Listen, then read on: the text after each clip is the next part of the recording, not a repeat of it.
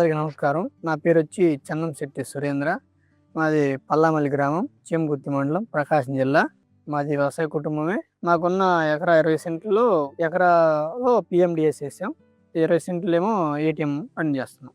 ఇది మొత్తం కూడా ప్రకృతి వ్యవసాయం పాటిస్తాం. మాకున్న ఎకరా పొలంలో ప్రధాన పంట కంది, అంతర పంటలు వచ్చి పిల్లి పెసర, మినుము, పెసర, అలసంద, జొన్న వేస్తాం. బేసిక్గా ఫార్మల్ రైతులు ఏం చేస్తారంటే కొంత జొన్న లాంటి వాడటం వల్ల 15,000, 20,000 అట్లా అమ్ముకునేవాళ్ళు. ఈ నా పిఎండిఎస్ ఏంటంటే అన్ని రకాలు ఉండటం వల్ల గొర్రెలు వాళ్ళు షిఫ్ట్ వాళ్ళు 40,000కి అడిగారు. ఎందుకంటే దీంట్లో అన్ని రకాలు ఉన్నాయి, వాళ్ళు చూసుకొని మాకు ఇవ్వమని అడిగారు. లేదు నేను ఇవ్వను, మాకు పశువులకు కావాలి, మాకు ఇబ్బంది ఉంటుంది గడ్డికి అలాంటి వాటికి, మిగిలితే అంత మేత ఏం చేసుకుంటాం అని ఇవ్వ అన్నారు. నేనేం చేశాను, మాకు మిగిలితే డ్రై మేతగా ఉపయోగించుకుంటాను కూడా చెప్పడం జరిగింది. దీనివల్ల ఏంటంటే ఈ పిఎండిఎస్ వల్ల పశువుల్లో గర్భకోశ వ్యాధులు కూడా రాకుండా తగ్గినాయి. ఫ్యాటు, మనకి పాల ఉత్పత్తి 1 లీటరు అదనంగా ఉన్నాయి. ఎందుకంటే దీంట్లో పప్పు జాతులు, ప్రోటీన్స్ అవి ఉండటం వల్ల అంటే మనం సరైన సమయంలో వాటికి మ్యాక్సిమం వాటికి కాల్షియం, మినరల్ మిక్స్ అలాంటివి వాడాలి.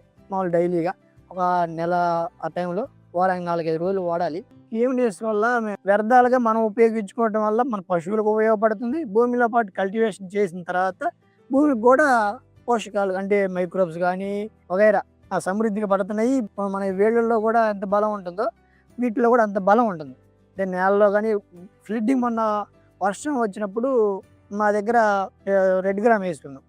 అలాంటి సందర్భంలో అందరికీ కొట్టుకుపోయింది, ఇరిగేషన్ అయ్యి. మా దాంట్లో కూడా వర్షపు నీళ్ళు ఉన్నాయి, కాబట్టి మాది పడిపోలేదు, అంటే తట్టుకొని ఉంది, అంటే కొట్టకపోకుండా వాలిపోకుండా స్టడీగా ఉంది. అందువల్ల నేను దాన్ని పిఎండిఎస్లో గ్రహించడం జరిగింది.